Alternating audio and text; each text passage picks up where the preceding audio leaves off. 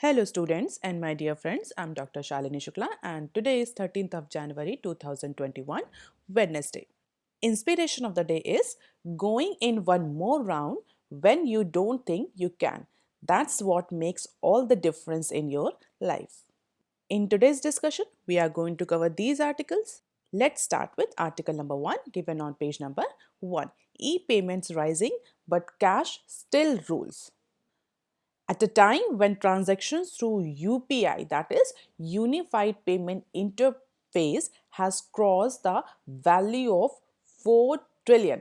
However, the currency in circulation is still ruling the market. Still ruling the market means इस कोविड-19 के duration में digital payments का जो valuation है, जो डिजिटल जितने वैल्यू का डिजिटल पेमेंट्स हुए हैं, जितनी फ्रीक्वेंसी के डिजिटल पेमेंट्स हुए हैं इनटू डिफरेंट डिफरेंट सेक्टर्स, वो बहुत सब्सटेंशियली या सिग्निफिकेंटली इंक्रीज हुआ है. लेकिन अभी भी मार्केट में जो करेंसी इन सर्कुलेशन है that is far far above than e-payments.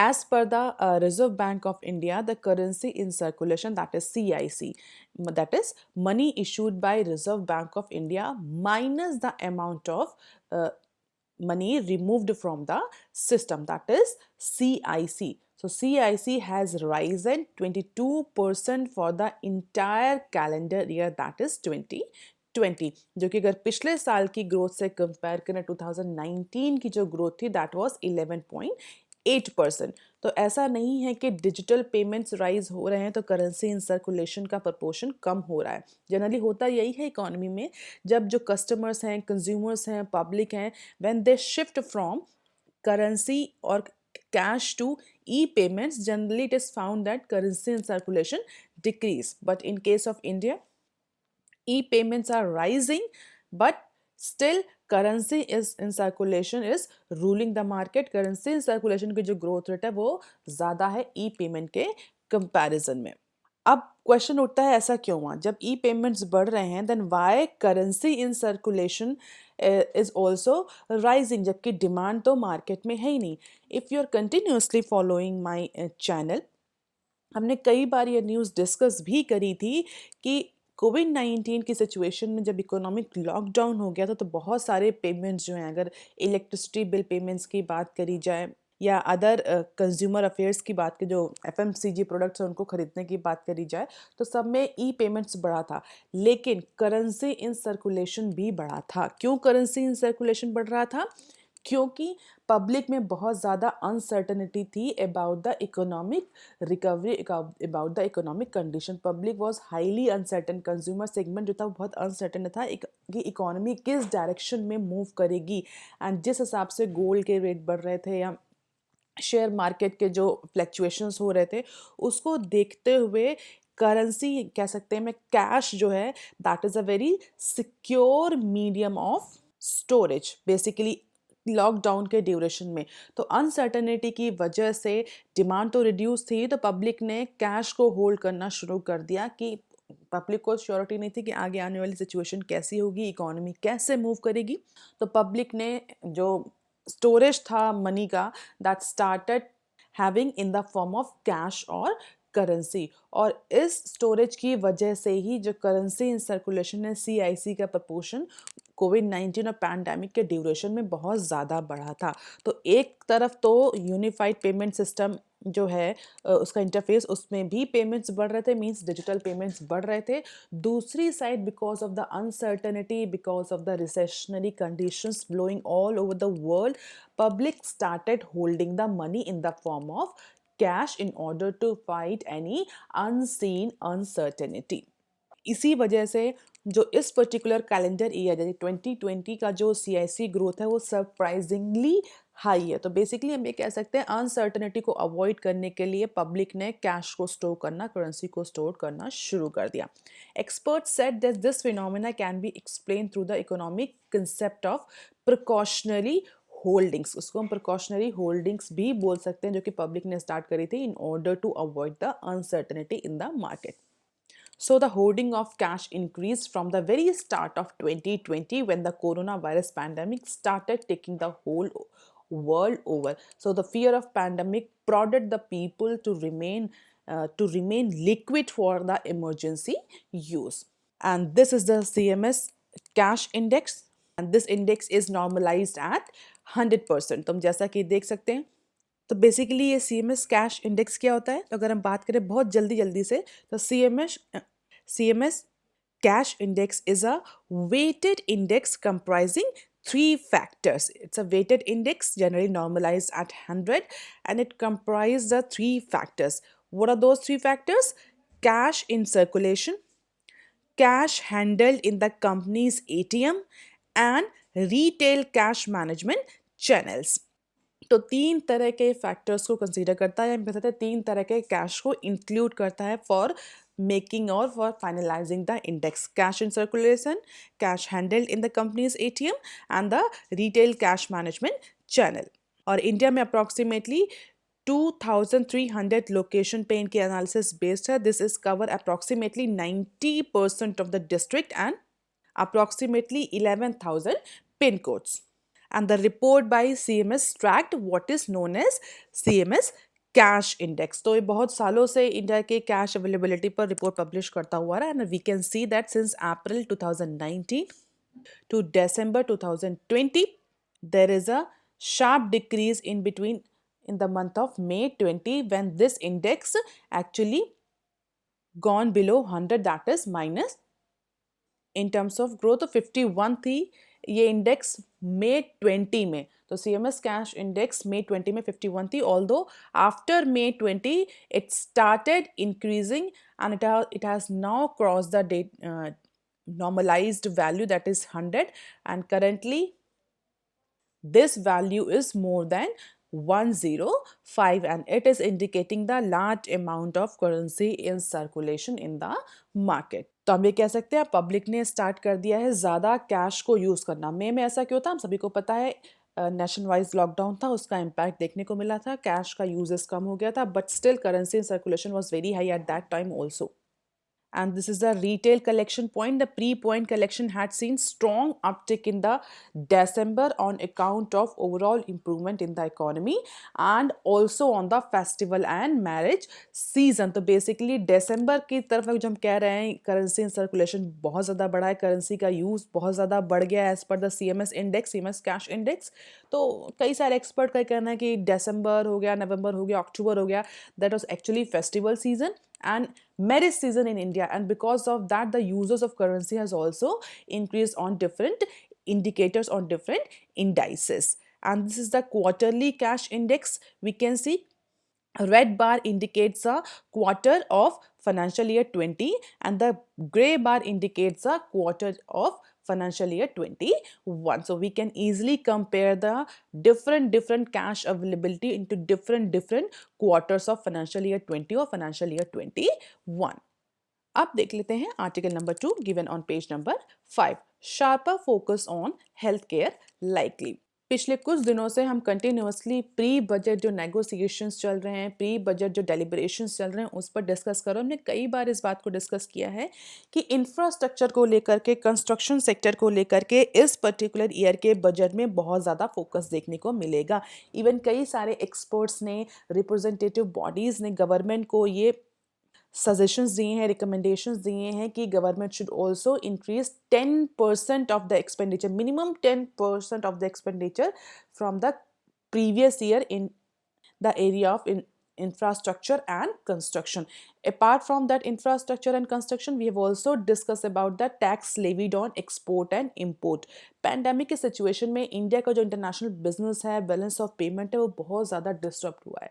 तो कई सारे रिप्रेजेंटेटिव बॉडीज़ का जो एक्सपोर्ट की रिप्रेजेंटेटिव बॉडीज़ है, काउंसिल्स हैं, उनका ये कहना है कि इस आने वाले बजट में गवर्नमेंट को कस्टम ड्यूटी डिक्रीज़ करनी चाहिए. बहुत सारे जो एम्बार्को लगते हैं टैक्स इम्पोर्ट और एक्सपोर्ट पर, उनको डिक्रीज़ करना चाहिए in order to resume the international business, in order to resume the export and import that is actually suffering since pandemic period. तो आज की न्यूज़ क्या है? आज की न्यूज़ भी प्री बजट डिस्कशन के बारे में ही है, but this particular article column is saying that a sharper focus can be given or should be given in upcoming budget 22 for a health sector. क्योंकि पैंडेमिक की सिचुएशन ने India के ही नहीं बहुत सारे लेवल पे बहुत सारे डेवलप कंट्री की जो हेल्थ सिचुएशन है, जो हेल्थ सेक्टर है, उसकी बहुत सारी जो कमियां हैं वो उजागर कर दी हैं। हम इसको बहुत सिंपल फॉर्म में अगर बोले तो जितने भी क्रैक डाउन्स हैं, वल्नरेबिलिटी है हेल्थ सेक्टर की, they are actually now visible by the world. और इंडिया का जो हेल्थ सेक्टर है उसकी तो बहुत सारी शॉर्टकमिंग सामने आई हैं। बहुत ज़्यादा जो एक्सपर्ट्स हैं they are very critical about the health expenditure, health sector conditions, health infrastructure of Indian economy. तो अब एक्सपर्ट का ये कहना है apart from infrastructure the main focus should be on health care sector. चाहे वो हमारा प्राइमरी हेल्थ केयर सेक्टर हो, चाहे वो सेकेंडरी हो, और चाहे वो टर्शरी हो। तो हम सभी को पता है इंडिया में 3 तरह से डिवीजन है हेल्थ केयर सेक्टर का। तो आज आप मुझे कमेंट सेक्शन में लिख करके इस बात का आंसर देंगे कि प्राइमरी, सेकेंडरी, टर्शरी ये हेल्थ केयर सेक्टर्स क्या होते हैं, इनके एग्जाम्पल बेसिकली क्या है, प्राइमरी में कौन से हेल्थ केयर इंस्टीट्यूशंस आते हैं, सेकेंडरी में कौन सा, और टर्शरी में कौन से। ऑल्दो अगर हम इंडिया के हेल्थ केयर सेक्टर की बात करें तो कंपैरेटिवली जो हमारे और डेवलपिंग नेशंस हैं, जो काउंटर पार्ट नेशंस हैं, उनके कंपैरिजन में इंडिया का हेल्थ केयर सेक्टर बहुत चीप है, एफिशिएंट है। बट इंडिया का ही नहीं, वर्ल्ड का कोई भी किसी भी कंट्री का हेल्थ केयर सेक्टर, किसी भी कंट्री का हेल्थ इंफ्रास्ट्रक्चर इस तरह की पैंडेमिक से लड़ने के लिए अभी प्रिपेयर नहीं था। सो कोविड-19 pandemic has given us a impetus और a motive or a thought point for the countries, for the economists, for the experts, for the governments to actually ponder over the healthcare sector from an entirely different point of view. Although ऐसा पहली बार नहीं हुआ है कि world को ऐसी pandemic देखने को मिली है, बट कोविड-19 जैसी pandemic is the first type of its kind. Now entire healthcare sector, entire health infrastructure has to be seen from a different point of view. कितने बेड्स अवेलेबिलिटी हैं, जो नर्सिंग स्टाफ है कितना है, हेल्थ केयर स्टाफ कितना है, medical professionals कितने हैं। इंडिया जैसे डेवलपिंग कंट्रीज़ की तो बहुत सारी शॉर्टकमिंग सामने आई हैं।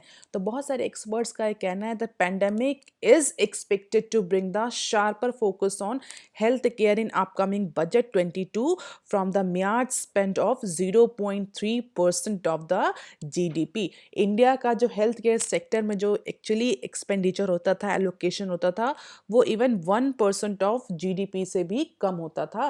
अगर हम इसको अदर काउंटर पार्ट कंट्रीज़ के कंपैरिजन में देखें तो अदर काउंटर पार्ट कंट्रीज़ जो हैं उनमें बहुत अच्छा एक सब्सटेंशियल अमाउंट का जीडीपी का पोर्शन हेल्थ केयर सेक्टर में जाता है। अगर हम यूएसए की बात करें जो कि बहुत डेवलप नेशन है, तो approximately 18 to 19% of GDP has been actually allocated for health care sector only. India में हेल्थ केयर सेक्टर और रिसर्च सेक्टर में बहुत कम एक्सपेंडिचर देखने को मिलता है। हालांकि रीसेंट टाइम में इस पर्टिकुलर पैंडेमिक को अगर हम छोड़ते तो रीसेंट टाइम में गवर्नमेंट ने इंक्रीज़ किया है हेल्थ केयर सेक्टर में 1.5% तक expenditure, 1.5% of gross domestic product तक का एक्सपेंडिचर इंक्रीज़ करने का कई बार अनाउंसमेंट किया है। बट स्टिल जो एक्चुअल एलोकेशंस है, जो एक्चुअल एक्सपेंडिचर है, that is not more than 0.3% of gross domestic product. So this could be driven by the rollout of the coronavirus vaccine in the country, the biggest such exercise in the world. Population के term में India is one of the number one country. तो इतने बड़े level पे अगर vaccination programme चल रहा तो definitely it would be the biggest exercise in the world. तो वैक्सीनेशन के लिए, मास वैक्सीनेशन और इम्यूनाइजेशन प्रोग्राम के लिए, पब्लिक हेल्थ में जो इंफ्रास्ट्रक्चर रिक्वायरमेंट है उसके लिए, जो हेल्थ केयर वर्कर्स हैं, चाहे वो नर्सिंग स्टाफ्स हों, चाहे वो मेडिकल प्रोफेशनल्स हों, उनके लिए, इन सब के लिए अब गवर्नमेंट को आगे आने वाले बजट में हेल्थ केयर सेक्टर में बहुत ज़्यादा एलोकेशन करना पड़ेगा. Together with state the share of public health expenditure remains stagnant at around 1.15% of GDP over the years. That actually require more than this. The National Health Policy of 2017, however, revise this particular expenditure. जो national health policy 2017 में आई थी उसमें government ने कहा था कि 2.5% तक का जीडीपी एक्सपेंडिचर एलोकेट करेगी सिंस फाइनेंशियल ईयर 25, ऐसा टारगेट सेट किया था. लेकिन अब सेंटर के पास इतना टाइम नहीं है कि वो 2025 तक का वेट करे, क्योंकि मास इम्यूनाइजेशन करना है, हेल्थ केयर का इंफ्रास्ट्रक्चर इंप्रूव करना है. किसी ऐसी पैंडेमिक के लिए जो कभी फ्यूचर में अब आ सकती है, कोविड-19 जैसी पैंडेमिक, उसके लिए हेल्थ केयर सेक्टर को प्रिपेयर करना करना है, nursing staff, medical staff, professionals, इन सब की भी अवेलेबिलिटी इंश्योर करनी है। सो हम ये कह सकते हैं गवर्नमेंट के पास अब एक्चुअली 2025 तक का टाइम नहीं है in order to achieve this target. However इतने बड़े अमाउंट में मास इम्यूनाइजेशन करने के लिए भी गवर्नमेंट को एक सब्सटेंशियल रेवेन्यू का पार्ट यूज करना पड़ेगा। Even if the healthcare sector health expenditure remains the same, it was estimated in the budget during this fiscal year it would be the highest in terms of its share in GDP at 0.35%. So this is because of the economy is officially projected to shrink 7.7% during this year. और अगर हम बात करें कि क्या रहा है health expenditure, कितना इंक्रीज हुआ है, तो हम इजीली देख सकते हैं percentage of GDP since financial year 17। Although हमें थोड़ा बढ़ता हुआ दिख रहा है, but it is not the required amount. Even जो हमारे काउंटर पार्ट कंट्रीज़ हैं, जो हमारे पीयर कंट्रीज़ हैं, जो अदर डेवलपिंग नेशंस हैं, they are doing more expenditure in comparison to India. Financial year में 0.25% ओनली हेल्थ केयर सेक्टर में एक्सपेंडिचर होता था, हालांकि 2021 तक 0.35 हो गया, but it is not actually, that is idle level. In as per the population, as per the requirement of economy, it should be more than 3 to 4%. तो pandemic ने government का फोकस बहुत ज़्यादा चेंज किया। आगे आने वाले बजट में, सिर्फ 22 के बजट में नहीं, आगे आने वाले कुछ सालों तक के बजट में एक्सपेंडिचर एलोकेशन के केस में बहुत ज़्यादा रिवीजन देखने को मिलेगा। अगर हम रिसर्च एंड डेवलपमेंट की बात करें तो इंडिया का भी जो रिसर्च एंड डेवलपमेंट में expenditure that is actually less than 2%। और अगर हम वहीं अदर कंट्रीज़ की बात करें, चाइना हो गया, यूएसए हो गए, स्कैंडिनेवियन नेशंस हो गए, वहाँ पर रिसर्च के सेक्टर में बहुत ज़्यादा एक्सपेंडिचर होता है। इंडिया में लेस देन 2% ऑफ जीडीपी। तो जो कोविड-19 पैंडेमिक आई है, इसने बहुत ज़्यादा डिसरप्शन कॉज किया इकोनॉमी में, और इसने बहुत ज़्यादा डिसरप्शन ये आगे भी कॉज करेगा इन टर्म्स ऑफ एलोकेशन। अब गवर्नमेंट को अपने जो एलोकेशन है उनको थोड़ा सा रिवाइज करना पड़ेगा कि किस सेक्टर में कितना एलोकेशन किया जाए। तो इस बार का जो फोकस रहेगा वो हेल्थ केयर सेक्टर एक्सपेंडिचर पर रहेगा और इंफ्रास्ट्रक्चर पर रहेगा। हालांकि इंफ्रास्ट्रक्चर में हेल्थ इंफ्रास्ट्रक्चर भी आता है, बट मोर स्पेसिफिकली अगर हम बात करें तो कंस्ट्रक्शन की ज़्यादा बात हो रही है कि कंस्ट्रक्शन में जो रोड रेलवे प्रोजेक्ट्स हैं उन पर ज़्यादा फोकस किया जाए। तो प्रॉबेबली एक्सपर्ट जो हैं वो एंटिसिपेट कर रहे हैं कि इस बार का बजट कैसा होगा। जितने भी प्री बजट नेगोशिएशन चल रहे हैं, अगर आप ध्यान से देखें तो उन सारे प्री बजट नेगोशिएशन में फोकस उन्हीं सेक्टर पे हुआ है जो कि बहुत ज़्यादा इम्पैक्ट हुए हैं कोविड-19 की वजह से, चाहे वो हेल्थ केयर सेक्टर हो, चाहे वो इंफ्रास्ट्रक्चर या कैपिटल एक्सपेंडिचर हो, चाहे वो एक्सपोर्ट इम्पोर्ट हो। And definitely banking industry is no longer exception on this. इसी से रिलेटेड एक न्यूज़ और थी, that is growth in health insurance segment slows as fear of कोविड-19 सब्सिडाइज। तो अभी रिसेंटली हेल्थ इंश्योरेंस सेक्टर में बहुत ज़्यादा ग्रोथ देखने को मिली थी। जो न्यू प्रीमियम बिजनेस था वो इंश्योरेंस सेक्टर का बहुत ज़्यादा इंक्रीज़ हो रहा था, क्योंकि कोविड-19 पैंडेमिक की वजह से लोग हेल्थ को लेकर के बहुत ज़्यादा कॉशियस हो गए थे। हालांकि अब कोविड-19 की वैक्सीन आ गई, तो कोविड-19 से रिलेटेड जो फियर था, जो अनसर्टेनिटी थी पब्लिक के माइंड में, कंज्यूमर के माइंड में, वो अब कहीं सब्सिडाइज हो गई। तो एक्सपर्ट का ये कहना है कि जो हेल्थ इंश्योरेंस सेगमेंट में ग्रोथ देखने को मिली थी पैंडेमिक की सिचुएशन में because of the fear of कोविड-19, वो ग्रोथ अब देखने को नहीं मिलेगी। आगे आने वाले क्वार्टर्स में हो सकता है हेल्थ इंश्योरेंस सेक्टर में थोड़ा सा निगेटिव ट्रेंड देखने को मिले बिकॉज ऑफ दिस, क्योंकि कोविड-19 की वैक्सीन आ गई तो फियर जो था वो सब्सिडाइज हो गया। तो पब्लिक हो सकता है अब उस जो हेल्थ इंश्योरेंस में को जो प्रेफर कर रही थी, डिफरेंट हेल्थ इंश्योरेंस ले रही थी, वो अब कम हो जाए। तो ऐसा एक्सपर्ट्स का एंटिसिपेशन है। So after recording the impressive growth in initial months of pandemic outbreak, the growth in the health insurance segment of non life insurance appears to be slowing. तो क्वाइट ऑब्वियस है ये। अगर हम ये देखें different जो insurance sectors हैं उनमें अप्रैल से लेकर नवंबर तक कितनी ग्रोथ हुई है, तो हम देख सकते हैं हेल्थ रिटेल में, हेल्थ ग्रुप्स में, हेल्थ गवर्नमेंट स्कीम्स में, ओवरऑल मेडिकल्स में, टोटल हेल्थ पोर्टफोलियो में कितनी परसेंटेज ऑफ ग्रोथ हुई है। You can see just to get the glimpse of the health insurance segment, do not need to mug up this data. अब देख लेते हैं article number 3 given on page number 6। IIP dashes optimism, shrink 1.9% in November.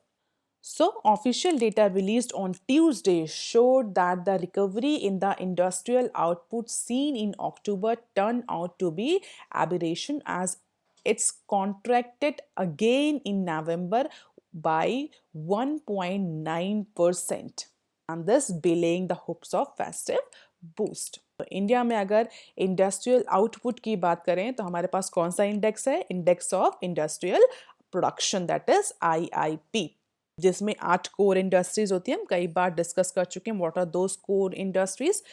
आज आप मुझे comment section में फिर से लिखकर बताएंगे और हर एक कोर इंडस्ट्री का कितना वेटेज है.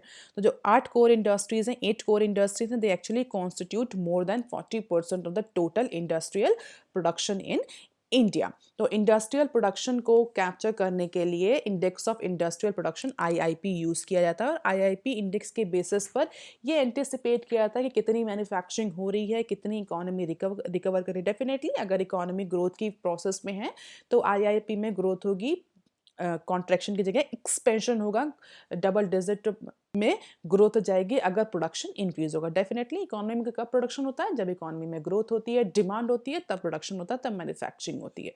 तो कोविड-19 के ड्यूरेशन में जो इंडिया का इंडस्ट्रियल आउटपुट था वो कंटिन्यूसली फॉल कर रहा था क्योंकि मार्केट में डिमांड नहीं थी, हमारा एक्सपोर्ट भी कम हो गया था.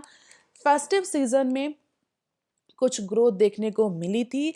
नवंबर के मंथ में, अक्टूबर के मंथ में जो डेटा था उसमें कुछ पॉजिटिव डेवलपमेंट देखने को मिला था, एक्सपेंशन देखने को मिला था. But after November this industrial output has again started decreasing.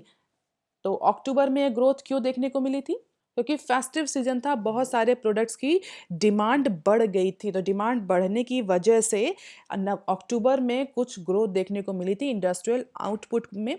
तो एक्सपर्ट्स का ये कहना था कि इसी फेस्टिव सीजन के बाद जो इंडियन इकोनॉमी है उस पर मैन्युफैक्चरिंग इंक्रीज हो जाएगा, जो इंडस्ट्रियल आउटपुट है वो इंक्रीज करता रहेगा, उसमें रिकवरी होगी. हालांकि अगर हम एक्चुअल डेटा की बात करें तो नवंबर में एक एबरेशन देखने को मिला. वाई? बिकॉज इंडस्ट्रियल आउटपुट था वो उसने अगेन कॉन्ट्रैक्शन स्टार्ट कर दिया in the month of November by 1.9%. Aberration means decline. जो यहाँ वर्ड लिखा हुआ है एबरेशन, इसकी मीनिंग होती है डेक्लाइन. और अगर बहुत हिंदी की मीनिंग बात करें तो पतन, विपतन और कोलैप्स.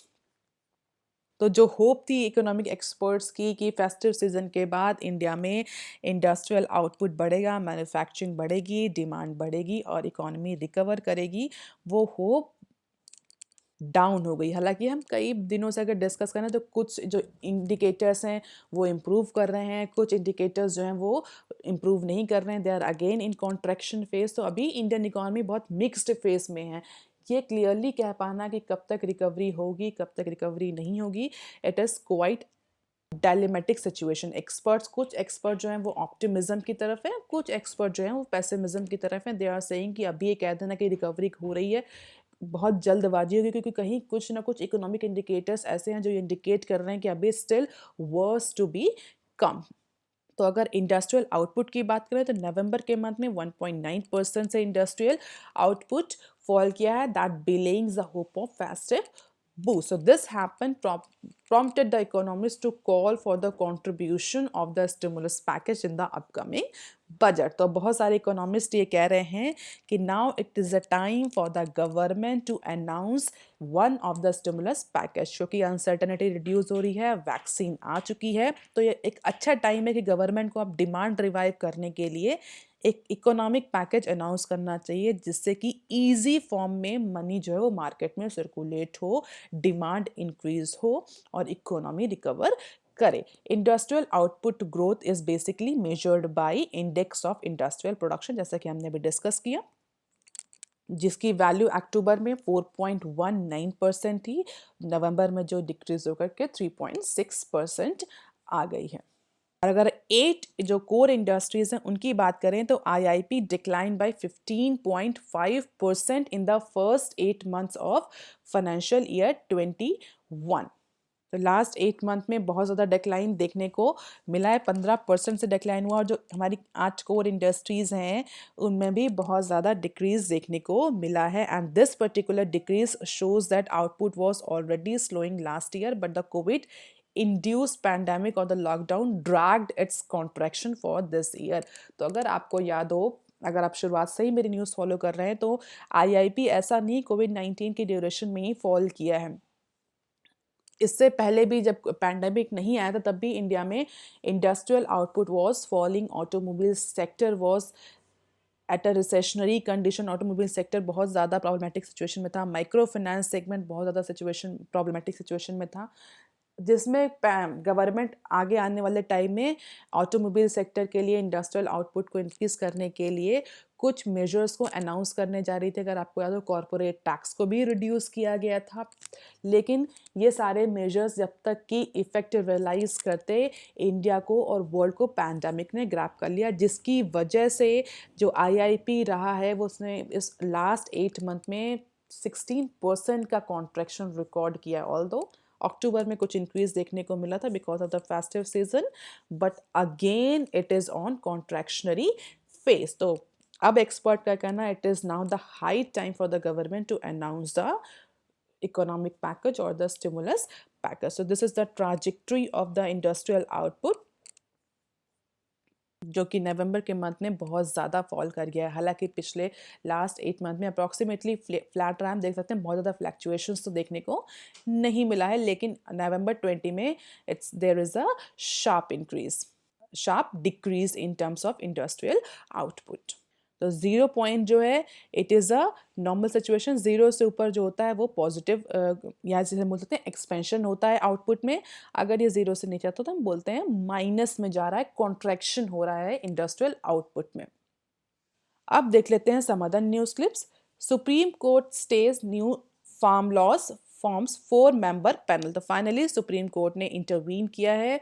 जो 4 नए फॉर्मूला पास हुए थे पार्लियामेंट में, उन पर स्टे ऑर्डर लगा दिया है और 4 मेंबर का पैनल जो है वो कॉन्स्टिट्यूट किया है in order to look into the matter, in order to listen the grievances of the farmer, in order to increase the deliberations और the communication between the farmers and the government so that proper solution can be find out। तो अब deliberations होगा member panel के बीच में, farmers के बीच में, और उसके बाद डिसाइड होगा वेदर गवर्नमेंट और the supreme court will go with this new formula और नॉट। अब देख लेते हैं next clip. Nifty valuation hits all time high of 40x। कल हमने सेंसेक्स की बात करी थी, जिसमें सेंसेक्स ने अप्रॉक्सीमेटली 50,000 का पॉइंट क्रॉस किया था। Today we are discussing about the Nifty 50 index. आप मुझे कमेंट सेक्शन में लिखकर बताएंगे निफ्टी 50 इंडेक्स एक्चुअली किस पर्टिकुलर स्टॉक मार्केट का इंडेक्स है। So finally the benchmark index Nifty 50 reached the another milestone its journey to scale fresh peak। The index price to earning multiple reached on all time high of 40x on Tuesday। तो हमने कल भी discuss किया था कि basically जो ये indexes हैं, चाहे वो सेंसेक्स हो चाहे वो निफ्टी हो, why they are actually registering the growth और the highest valuation because of the vaccination drive. जो वैक्सीनेशन ड्राइव चली है, जो इम्यूनाइजेशन 16 से शुरू होने वाला है, उसको देखते हुए इन्वेस्टर्स में पॉजिटिव सेंटिमेंट्स डेवलप हुए हैं, जिससे बिजनेस इंक्रीज हुआ है, बाइंग इंक्रीज हुई है, जिसकी वजह से ये दोनों ही इंडेक्सेस में हाई या हमें प्रोग्रेस देखने को मिल रही है, वैल्यूएशन इंक्रीज होता हुआ दिख रहा है। तो किसी भी इकॉनमी में जब पैंडेमिक रिड्यूस हो रहा है, अनसर्टेनिटी रिड्यूस हो रही है, तो इन्वेस्टर्स का डेफिनेटली जो फेथ होता है इकोनॉमी में, जो बिलीव होता है इकोनॉमी में, वो बढ़ता है and they started buying more and more stocks. इसकी वजह से वैल्यूएशन बढ़ता है स्टॉक मार्केट्स में। अब देख लेते हैं नेक्स्ट क्लिप।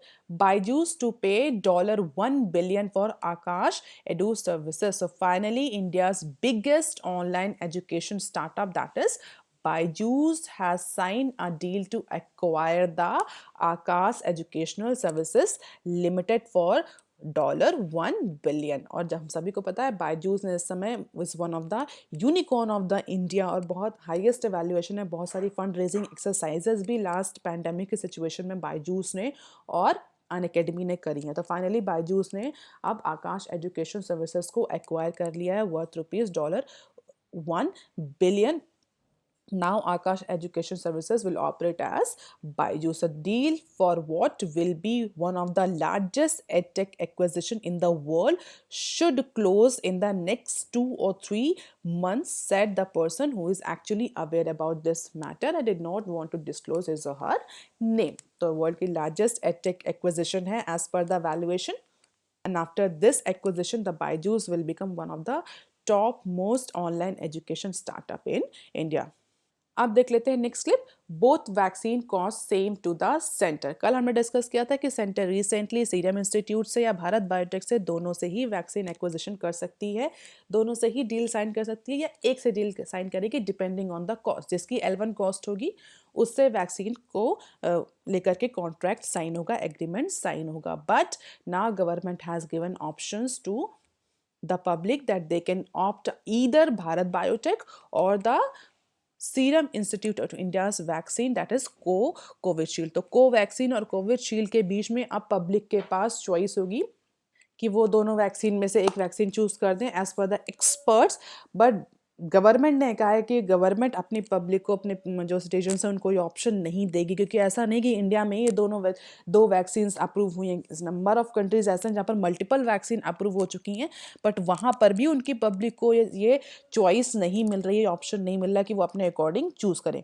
हालांकि इंडिया के केस में जो गवर्नमेंट है उसने ये कहा है कि उसको दोनों ही वैक्सीन, कोविशील्ड और कोवैक्सीन, दोनों की जो कॉस्ट आ रहा है, जो फाइनल कॉस्ट आ रही है, जो प्राइस पर डोज आ रहा है वो 200 आ रहा है, और दोनों के लिए ही वो गवर्नमेंट के कॉस्ट के बेसिस पर दोनों ही वैक्सीन जो कैंडिडेट्स हैं they are at a same position. But government will not give the option to its people whether they will choose between Covishield or Covaxin, because number of countries are not providing any such options to their public.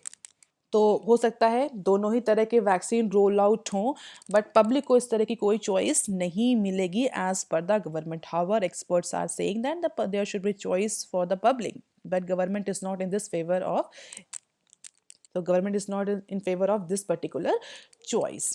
Center has brought the first lot of 2 approved vaccine, that is Covishield and Covaxin, at nearly the same price.